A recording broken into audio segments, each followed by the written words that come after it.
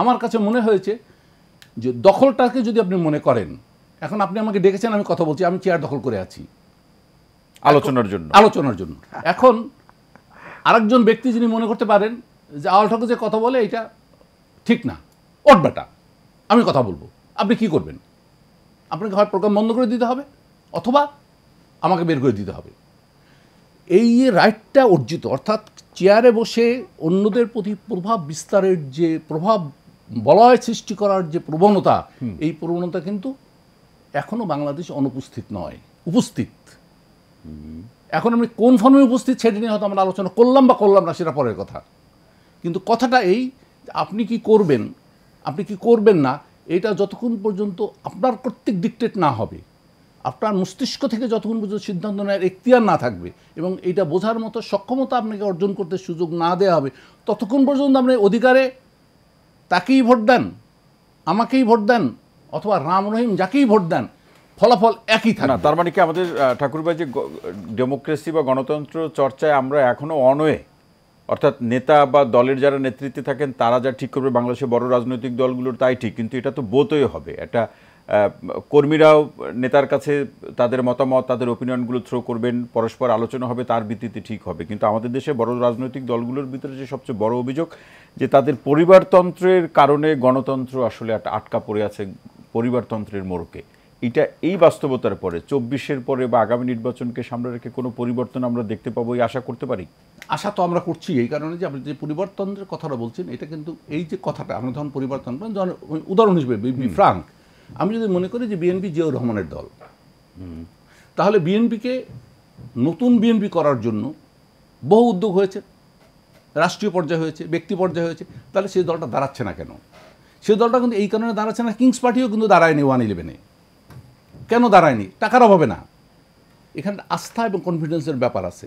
জিয়াউর রহমানের বিকল্প নেতৃত্ব বিএনপির কর্মীদের সামনে আসে নাই। তাহলে জিয়াউর রহমানের কতগুলো গুণ ছিল, যেই গুণগুলো মানুষের মধ্যে গেঁথে আছে, ওই গুণের বিকল্প হিসেবে যদি কেউ আসে, তাহলে নিশ্চয়ই তারা মনে করবে যে না, ঠিক আছে, এটা আমি নতুন একটা দল করতে পারি। আপনি যদি আওয়ামী লীগের কথাও বলেন, তাহলে একই কথা দাঁড়াবে।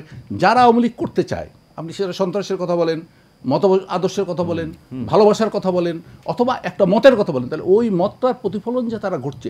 আপনি দেখেন, এই যে কথাটা আমরা বললাম, গত 15 বছর বা 15.5 বছর ধরে আওয়ামী লীগ বা তাদের বন্ধুরা ক্ষমতায় থাকার মধ্য দিয়ে সারা দেশে যে নির্যাতনটা করেছে বিরোধী রাজনৈতিক দল, বৈধ অবৈধভাবে এই যে মানুষগুলোকে অত্যাচার করেছে, এই মানুষগুলোর যে থানা হাজতে যেতে হয়েছে, আদালতে যেতে হয়েছে, তাদেরকে যে জামিন নিতে হয়েছে, এই পয়সাটা কে দিয়েছে? এবং যে সমস্ত আপনার কোর্ট কাছারির মাধ্যমে মানে জুডিশিয়াল কিলিংগুলো হয়েছে, এই পরিবারগুলোর দায়িত্ব কে নিছে? তাহলে এইখানে কিন্তু আপনার কথাটা, আপনাকে যদি নিরপেক্ষতার মাধ্যমে জনগণকে আনতে চান, আস্থার জায়গাটায় যদি আপনাকে আনতে চান, তাহলে আস্থা সৃষ্টির যে আবহ এবং বাতাবরণ, এটা আপনাকে তৈরি করতে হবে। এবং সে দায়িত্বটা কিন্তু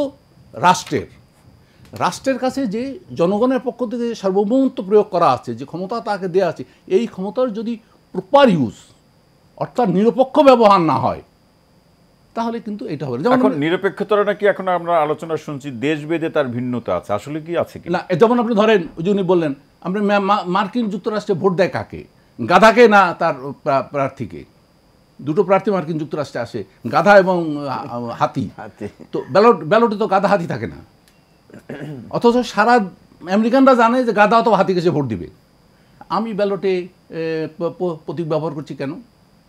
আমি কেন বলছি আপনি কলা গাছকে ভোট দিয়ে প্রতিনিধি বানান? আপনি ভোট দিচ্ছেন কিন্তু ব্যক্তিকে না, আপনি কথাটা বুঝেন। আপনি ব্যালটে ভোট দিচ্ছেন একটা প্রতীককে, যে কিন্তু বিমূর্ত। আপনি সেটা ধানের শীষ ধরেন, বা ধানের শীষ তো আপনাকে ক্ষমতা দেবে না, ক্ষমতা দেবে ধানের শীষের পিছনে যে আছে। তাহলে তাকে আপনি ভোট দিতে অসুবিধা কি? ধানের শীষের পক্ষে যারা আছে, প্রতীকের পাশে তো নাম থাকে। প্রতীকের, আপনি প্রতীকটা কেন? প্রতীক না রাখার পক্ষে আর কি, এটা প্রভাব বিস্তার করা। আমি যে কথাটা বলছি, যে আপনাকে যদি প্রভাবিত করা হয়, তাহলে প্রভাবিত করার মধ্য দিয়ে সমস্ত লোক প্রভাব অস্বীকার করে না। প্রভাবকে ডিনাই করা, এই সৃষ্টি কি স্রষ্টার প্রভাবকে ডিনাই করতে পারে? করলে সে বাঁচবে? প্রভাব বলয়ের যে ব্যাপারটা আছে, আপনি যদি বলেন যে এই ইউনিভার্স একটা ল দ্বারা পরিচালিত, আপনি দেখেন বা না দেখেন, এই লকে আপনি ডিনাই করতে পারবেন?